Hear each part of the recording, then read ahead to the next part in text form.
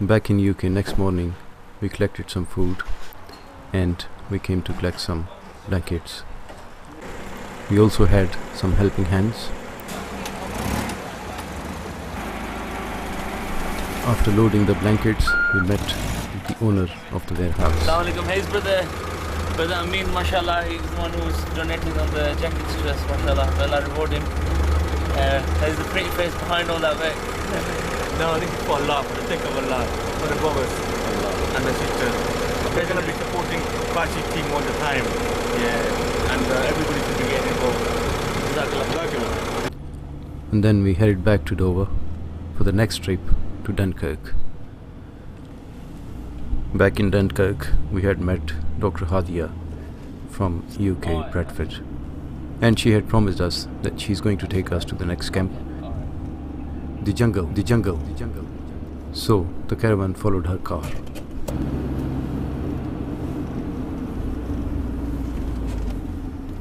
We are going for a survey to jungle, Calais, that well-known one. We're going to go have a survey done, and inshallah we'll report you after this. Because we've found someone who actually they're saying don't come with donation, but it's very good to come and have a look at what's going on over there. So we've taken the suggestion. They've been a few times since the last 2-3 months. They've been so many times here.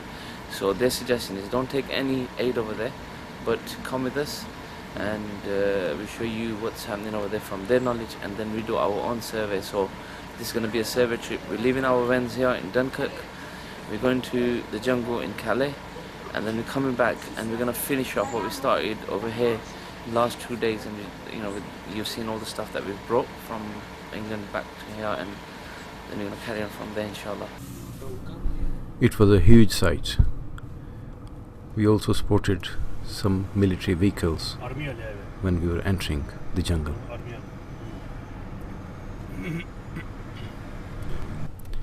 After a sharp turning, we saw the main road leading to jungle.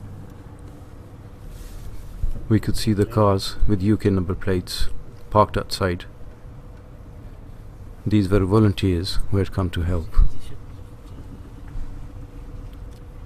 Space Channel. This is the next level thing here. It was a huge site and we could not cross it on foot, so we decided to take our car right to the other end.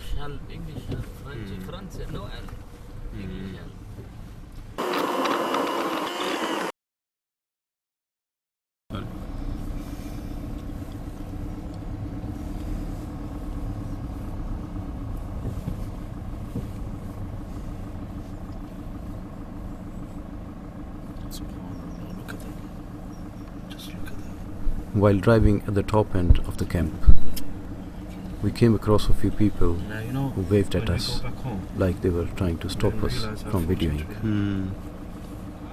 Oh, you shouldn't stop the video.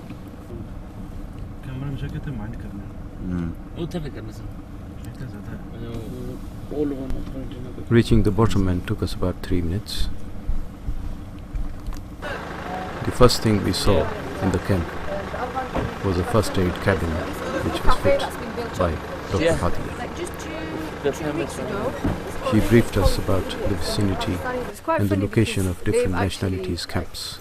Made a lot of business and they're feeding people for free in there. They're brilliant. I gave him some of my contributions. Hassan, how are you? And then she introduced us to Dr. Hassan, also from Manchester, UK, who had volunteered himself for the camp. These are doctors.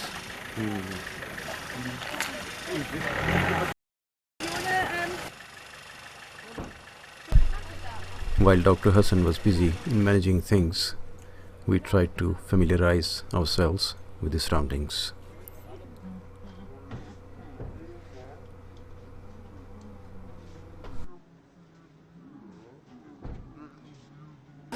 यार we are all here for one and something. So you're okay? Hassan bhai is a doctor. He's been here. मैं Manchester से हूँ. He keeps coming. Yeah, he loves coming here. When I came here about 3 weeks ago, ये जो आपको tents नजर आ रहे हैं, they were none there. Please excuse my friend. People were literally sleeping in shit. This work is done by all Belgium and Netherlands people. They come here almost every single day or over the weekends, and they are doing on their own. Like they're picking litters, paying the local refugees €2, €3 to pick litter, collect the garbage and taking them away. They have made my life so easier. Volunteers, all volunteers. And so it is very variable. Like the population keeps on changing. 3 weeks ago there were hardly any women or children being seen in the camp. Now there are more coming in flux with more children and women coming. They are located at the moment on the back side. Lot of voluntary work needed, loads of warm clothes needed. Like yesterday we were looking for gas curtains, gas cylinders to warm the houses up. Each gas cylinder costs about 45 quid without burner and 55 quid with burner. And here, and one cylinder lasts for 20 to 28 days, so it is good. And as soon as we were talking about that, how to sort this, Allah Ta'ala sent a person from Preston. He delivered us 150 cylinder gas tanks. And I'm not kidding you. This is Allah coming out and easing our ways out here. जो है Eritrean camp है और जो वहाँ पे है ना थोड़ा सा right पे जहाँ पे थोड़ा सा more affluent sort of कह लो वो माफी हैं. Those are the people. हम उधर से भी आए हैं, उन्होंने हमको कहा है कि फिल्म ना बनाएं, इसे घर के. Exactly. तो वो जो है ना वो जो है उनका asylum हो गया हुआ है. They are just waiting for the government to be moved on, so they haven't got any worries. If you go down this route, पहले आप आओगे अफगानी में कैंप में, लेफ्ट पे जाओगे साथ ही पाकिस्तानी है. After that is Eritrean Christian camp. Behind Christian is a new Syrian camp. लेकिन maximum 200-300 including children or kids. हाँ, आप लोग का यहाँ पे एक बंदा है रियाज अहमद. वो पाकिस्तानी लड़का है. वो उसकी स्टोरी है कि he was an illegal immigrant. He tried 10 months ago. He broke his leg. After coming off the break, so he needed an operation. That's why he got into the asylum route. He has got his asylum sorted, and now what he has decided that he's paying this forward. What I suffered through, I will not let anybody. These are the 2 caravans being set up by him by his own personal monthly allowance. And these are, you can see, this is the registry of family here. So all the families who have just arrived here and don't have any camps or tents, we're gonna put them here for a couple of days, and till they can sort themselves out. Sorry, one last question. Haan ji, please. When you say with the leave from here, people that come and get leave from here, where do they go from here?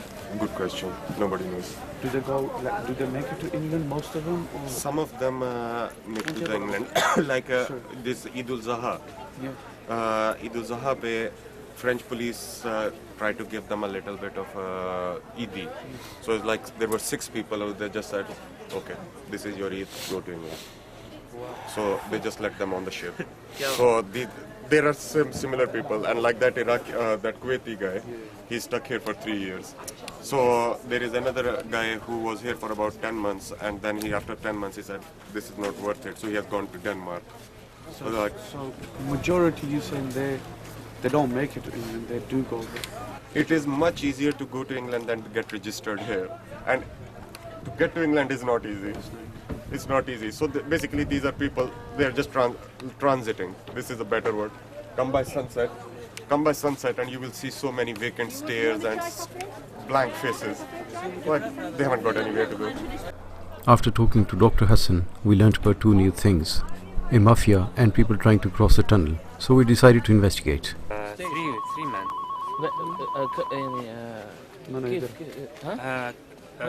Climbing the train. When was this? How many days? 3 days. 3 days. قبل 3 4 وقبل 1 وقبل every day. Oh, كان مختلف تامو بيجانا Every day. Kill the people in the train. Maybe electric train. Maybe crash train. And the police catch the guys dodging it. Catch guys dodging it. French dogs. Yes. Dogs go. They send dogs on you, and when the dogs bite you, they smile at you. Yeah, smile. This was the most shocking thing we had ever heard. Everyone was shattered. We asked them what did they need. I need good shoes, anti-rain, because my feet in water. My feet in water. It's cold and freeze my body. We realized in the meantime Asad had disappeared, so we went looking for him. We found him sitting with a sad face and tried to cheer him up. Look, him there. We're doing our thing and this brother's just sitting here. Let's see what he has to say. Mingling, eh? Go on, bismillah. What's up, Rav? I've come here to ask them, brothers, the situation. Yo, Allah The situation. Yeah. And they're all from Sudan. Sudan? So I've just been Assalamu alaikum. Assalamu alaikum wa rahmatullah. how long they've been here, where they come from. While I'm talking to these brothers, asking them what they need, this brother has been inside making some tea for me. Allah Akbar. Yeah. Jazakallah. I said I don't want it. I said I Jazakallah. don't want it. He said he grabbed me, sat me in the seat. He goes, you have to have it. Allah. Now look at this brother's ikram, yeah. Allah. I was just standing there in bits, and I've come here and look at the love they have for me here. They got nothing themselves, and they're giving me tea. Allah. None of us could hold our tears back.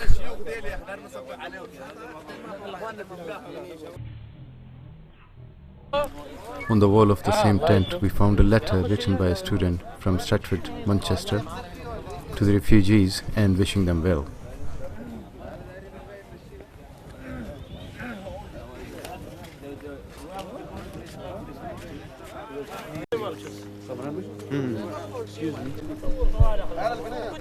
Majority of the refugees wanted to come to UK. We came across a man from UK, so we decided to have a chat with him. We're just come here just to see for ourselves and just to see if there's anything we can do, you know, and then we're going to go back and just describe what's happening. It's just beyond words, you know, it's beyond words, and you know, there's enough money in the world to do something about it. For us, I feel hopeless, you know what I mean? It's like a government, it should be a government thing. The government needs to provide. Have you been here before? No. We came here yesterday, did you ever- that was the first time. That was the first time. Yeah. Did you ever expect that on the land of Europe such a thing can exist? No, I just can't believe that it's being allowed just to remain like this. I've had an idea in the evening. Yeah. I'm going to go find the church now. I'm not a churchgoer myself, Oh, that's all right. but we're going to go to church. First time I've said that in years. I'm going to go to church and I'm going to speak to the vicar there, and then I'm going to go back to England and speak to the churches in England and say, look, this is what's happening. Can we help? Asad had gone missing again. This time he was found amongst some Belgians. Assalamu alaikum. We've just met some brothers from Holland, Belgium, and they're doing, mashallah, so much work. They're building tents here on a bigger scale. They're doing all the work themselves. They've been here for three weeks now. They're doing all the work themselves here. They're staying here. They're students, and they just. I wanted to see what they've done here so far, and now here we are. We're going to have a look at what they're doing for the people here. So, I'm not good with cameras. yeah, just we get those tents from Scouts. They give it to us in Brussels. Okay. And we can use it like now for a year. Okay. But after you have to give it back. This is our kitchen. Okay. We let everybody enter and they use our equipment and every food that we have. Okay. The little stock we have. The two. So you cook here every day? Yeah, we try. They come here every weekend, so on every weekend they use this kitchen for cooking for the refugees. Okay. So it's just a facility for them to use. You're all students? Yeah, I'm No, a student. like all he's working as an employee.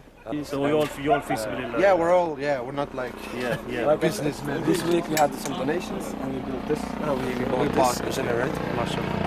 With the generator we can spot light everywhere, also in the mosque. We also bought some Water tanks. water tanks. We want to put them high so also they have Yeah. water that flows. Okay. We sleep like. All right, okay. This is where they sleep. The volunteers. That's where they sleep. Allahu Akbar. Next thing they showed us was a mosque in a tent. Here was the place for ablution. Now we first started just to do it the corner, but we noticed there are a lot of people, so now we're gonna expand it to all the... What's that? That's a wudu place. Wudu place. Huh? Wudu place. And here was the actual mosque. After taking our shoes off, we went in and had a look around.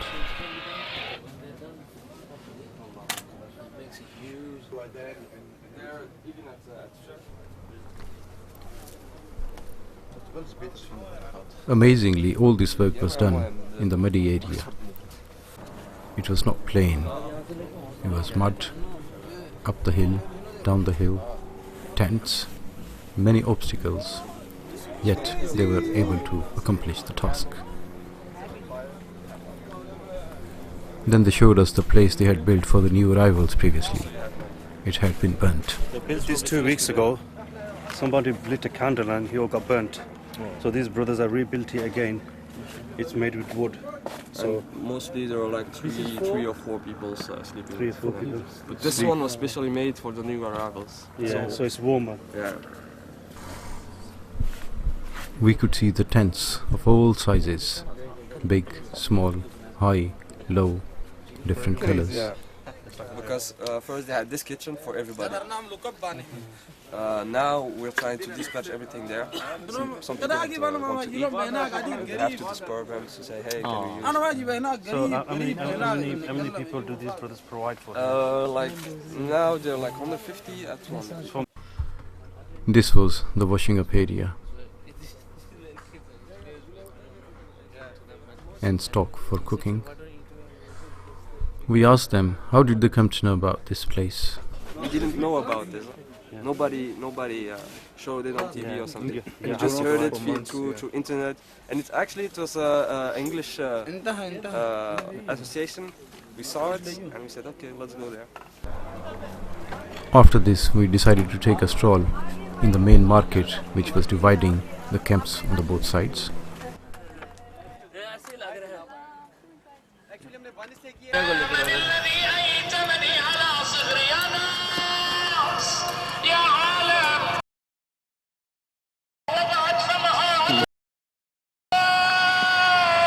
We saw a masjid right opposite Shia's worshipping place.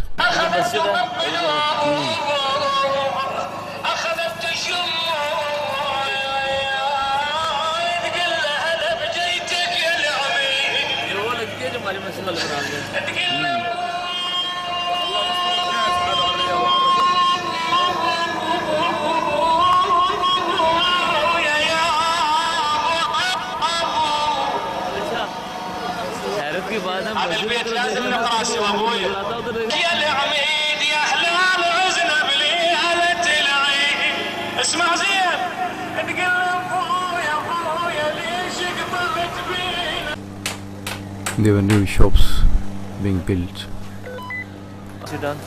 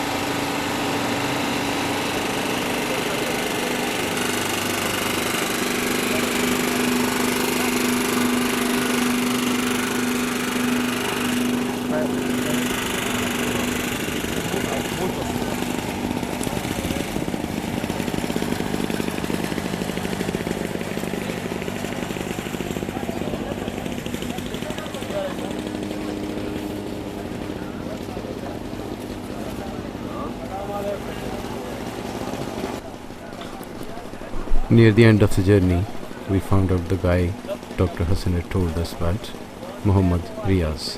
So we decided to have a word with him. आप पेशावर से हैं? क्या हुआ आपको? क्या हुआ था टांग पे, आप बता रहे हैं ना कुछ हुआ?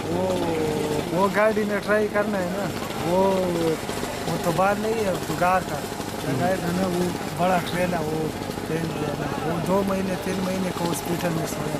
अच्छा इधर ओ इधर बता रहा हाँ हाँ वो बता रहे थे बताया था वो अली बता रहा था आपके बारे में। नहीं करते हैं। तो आपका इलाज वगैरह हुआ यहाँ पे हाँ इलाज पे हुआ है ना, वो पेन दिया ना, वो उसमें ठीक नहीं है ना। अच्छा उसमें ठीक नहीं। अच्छा अच्छा अल्लाह से काफी अल्लाह सही करे। चलने फिरने में कोई मुश्किल तो नहीं है आपको नहीं अभी ठीक है सारा अच्छा आपका जमात में कोई वक्त लगा हाँ लगा। कितना वक्त लगा वो 2-3 शेरों से मिला। तो इधर तो दावत के वाले से आप काम करें इधर अच्छा We were already warned by Dr. Hassan that further up you go, it's dangerous and there is a mafia working out there. So we decided to take a stroll to the other end and see for ourselves what happens. As we travelled further up, we could see people were not happy with the video. They didn't want to be shown.